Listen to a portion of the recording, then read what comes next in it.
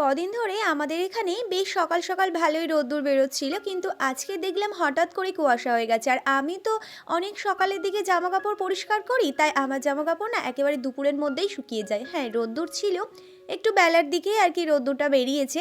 আর আমাদের এই কাঁচা লঙ্কা গাছটা দেখো, একবার তো লঙ্কা খাওয়া হয়ে গেছে, আর তারপর আবারও গাছে ফুলে ফলে ভরে গেছে। হবে নাই বা কেন বলো তো, বাড়ির যত সবজি হাফ পুরো ওখানেই আমি দিয়ে দিই, আর সাথে তো জলও দিই।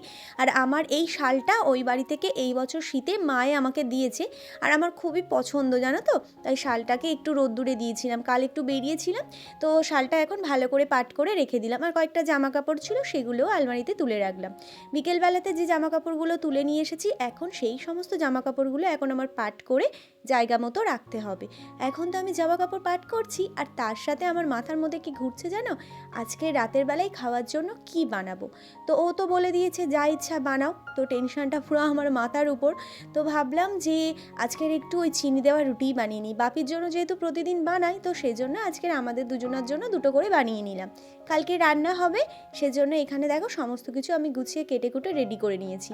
আলু কেটেছি, ভোলা মাছ দিয়ে হবে, আর তার সাথে এই যে পেঁয়াজ কাঁচা লঙ্কা কাটলাম, ছোট মাছ দিয়ে হবে চচ্চড়ি। তো সমস্ত কিছু কালকে রান্নার জন্য গুছিয়ে ফেলেছি। আর এখন জায়গা মতো রেখে ঢাকা চাপা দিয়ে রেখে দেবো, নইলে আবার ইঁদুরের জ্বালাই না কিচ্ছুটি রাখা যায় না, যা রাখি পরে সবই নিয়ে চলে যায়। ওদের